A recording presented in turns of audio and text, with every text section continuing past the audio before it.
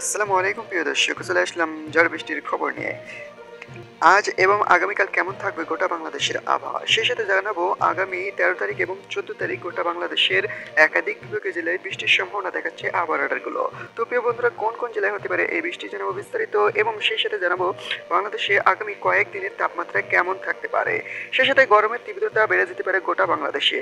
তো প্রিয় বন্ধুরা, দেরি না করে চলুন দেখে আসি এক নজরে।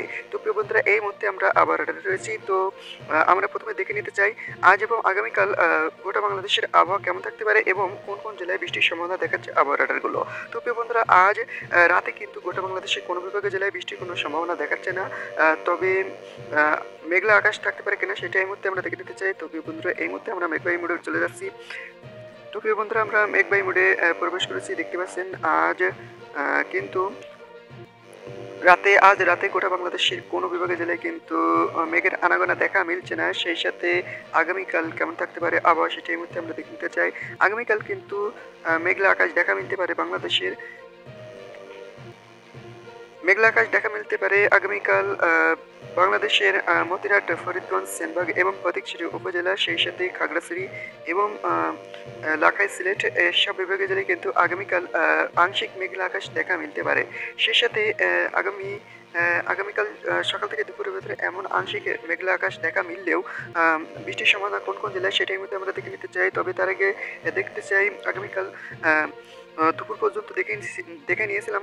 তবে তারপরে দুপুর থেকে রাতের ভিতরে মেঘলা আকাশ কোন কোন বিভাগের জেলায় দেখা মিলতে পারে আগামীকাল 13 তারিখে। 13 তারিখে কিন্তু মেঘলা আকাশ দেখা মিলতে পারে আগামীকাল 13 তারিখে মাদান, মৌলভীবাজার, সিলেট এসব বিভাগের জেলায়, বিশম্বরপুর এসব বিভাগের জেলায় কিন্তু আগামীকাল 13 তারিখে মেঘলা আকাশ দেখা মিলতে পারে। তবে বৃষ্টির সম্ভাবনা আছে কিনা সেটা আমরা দেখে নিব এই ভিডিওটির মাধ্যমে। তো প্রিয় বন্ধুরা, ভিডিওটি ভালো লাগলে অবশ্যই একটি লাইক করবেন। তো প্রিয় বন্ধুরা, এই মুহূর্তে আমরা বৃষ্টিবাহী মোডে চলে যাচ্ছি। আগামীকাল 13 তারিখে বৃষ্টির সম্ভাবনা কোন কোন জেলায় সেটা এই মুহূর্তে আমরা দেখে নিতে চাই।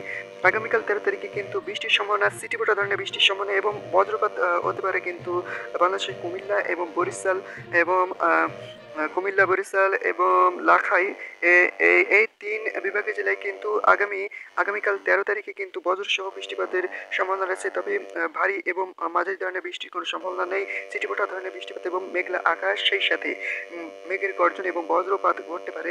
তো প্রিয় বন্ধুরা, ছিটেফোঁটা বৃষ্টি সহ বজ্রপাতের সম্ভাবনা রয়েছে। তো প্রিয় বন্ধুরা, তারই মাঝে কিন্তু আগামী 14 তারিখে কিন্তু মাঝারি থেকে ভারী বর্ষণের সম্ভাবনা রয়েছে বাংলাদেশের অনেক বিভাগের জেলায়। যেমন আমরা এই মুহূর্তে আমরা 14 তারিখে দেখে নিতে চাই কোন কোন জেলায় আগামী 14 তারিখে মাঝারি থেকে মাঝারি বর্ষণ এবং বজ্রসহ বৃষ্টিপাতের সম্ভাবনা রয়েছে আগামী 14 তারিখে। তো প্রিয় বন্ধুরা, মেঘলা আকাশ কোন কোন বিভাগের জেলায় সেটা দেখে নিতে চাই 14 তারিখে। 14 তারিখ শুক্রবারে মেঘলা আকাশ থাকতে পারে কোন কোন বিভাগের জেলায়। তো প্রিয় বন্ধুরা, এই মুহূর্তে আমরা আবহাওয়া রাডারে অবস্থান করছি, দেখতে পাচ্ছেন। আগামী 14 তারিখে কিন্তু মেঘলা আকাশ দেখা মিলতে পারে বাংলাদেশের, বিশেষ করে বাংলাদেশের ফটিকছড়ি উপজেলা, খাগড়াছড়ি, কুমিল্লা এবং সিলেট বিভাগের জেলায় বিশেষ করে ঘন মেঘের আভাস দেখা মিলতে পারে। সেই সাথে এই সিলেট বিভাগের জেলায় কিন্তু বজ্র সহ বৃষ্টিপাতের সম্ভাবনা রয়েছে আগামী শুক্রবার 14 তারিখে। মাঝারি ধরনের বৃষ্টিপাতের সম্ভাবনা রয়েছে। মাঝারি ধরনের বৃষ্টিপাত হতে পারে এই শুক্রবারে সিলেট বিভাগের জেলায়, বিশম্বরপুর সিলেট বিভাগের জেলায়। তো প্রিয় বন্ধুরা, এই যে বৃষ্টির সম্ভাবনা, আপনারা সতর্ক থাকুন, যে কোনো মুহূর্তে হতে পারে আগামী শুক্রবার এই বিভাগের জেলায় বৃষ্টি। তো প্রিয় বন্ধুরা,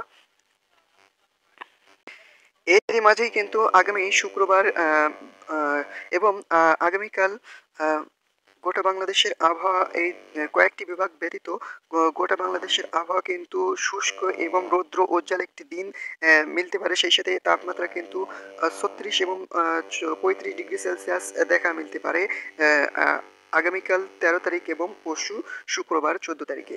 তো প্রিয় বন্ধুরা, এই ছিল আজকের মতন আমার লেটেস্ট আবার খবর জানতে আমাদের সাথে থাকুন। ধন্যবাদ। আসসালামু আলাইকুম।